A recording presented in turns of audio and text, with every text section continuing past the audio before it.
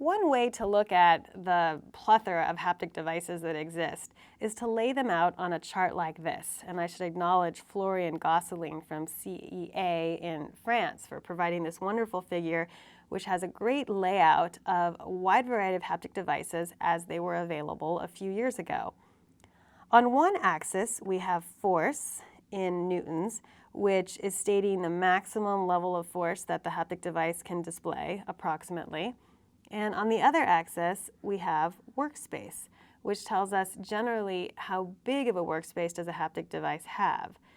And it's not encoded what is the degrees of freedom of the haptic devices. So often haptic devices that have higher degrees of freedom have higher workspace, but that's not always the case. So let's just walk through a couple examples to see where things fit. Down here, we have a set of delta haptic devices. As mentioned earlier, they have this parallel structure, which, given their size, allows them to output relatively high force. However, they also have relatively small workspaces because of the parallel configuration only lets you move around in the workspace with so much change in distance. Over here, we have the family, in fact, all of these over here, is the family of phantom haptic devices, originally from Sensible Technologies and now developed and sold by Geomagic. These go over a range of the space on this plot with the very relatively cheap Phantom Omni or Touch haptic device being way down here with low force and low workspace, to a large Phantom 3.0 size that will be up here, relatively large force and much larger workspace. Interestingly, there are haptic devices which fit over here in terms of having a much larger force. The key thing with this haptic device, which is from FCS Robotics in the Netherlands, this is called the Haptic Master, is that this is I believe, the only one on this chart which has an admittance type control. That Haption may also have some admittance type features. But this one really operates by measuring the user's force and allowing a change in position based on that force. Because it's not back drivable, it doesn't have to be because it's an admittance type haptic device, it can generate very large forces, which sort of makes it an outlier over here on the chart. These are various versions of the Haption haptic device, which do have large workspace as well as high force. There are some interesting devices over here. This is the CyberGrasp, a multi-finger version of the single grasp version I showed on a previous slide, as well as a version which is attached to another force feedback haptic device that's grounded. The interesting thing about this one is it's assigned a very, very large workspace.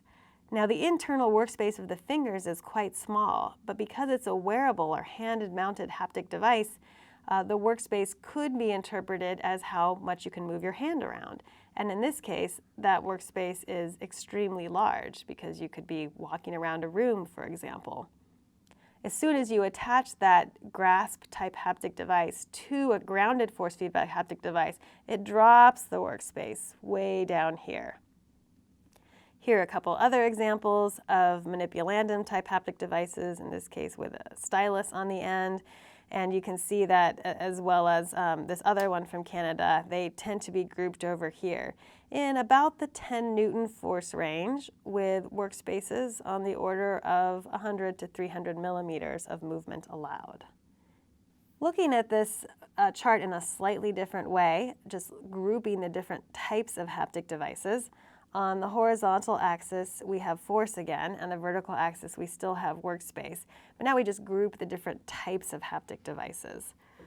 All the desktop devices, for the most part, tend to be down here in this lower left corner. We would love it if they had bigger workspace and larger forces, but due to all sorts of constraints ranging from financial to mechanical, they tend to be down here. Precision haptic devices, which are commercially available for the purposes of often for research, might expand beyond this desktop range, but they're still relatively small in terms of both workspace and force. Power teleoperation or scaled haptic devices, like the Haptian example shown here, might be able to fit in this range. There are specially designed haptic devices that let you feel force feedback in a cave-like virtual environment, and they might expand the workspace all the way up to here. Exoskeleton robots, theoretically, if they're truly wearable, could have very large workspaces because you could move around in your environment.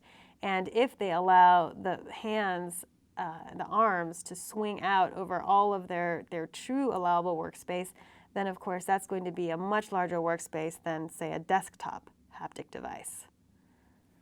Finally, there's the region of wearable haptic devices which don't qualify as exoskeletons on the arm, and they fit up here. Because they're truly wearable, the forces tend to be low, otherwise you would need to have very strong motors which are heavy, and that would make it hard for them to be wearable. So you can see that sometimes they're kind of forearm devices or hand-based devices that fit in this relatively low force but high workspace space. Hopefully this gives you a good idea of the range of kinesthetic or force feedback haptic devices that exist, how they compare to each other, and what makes interesting design challenges for them.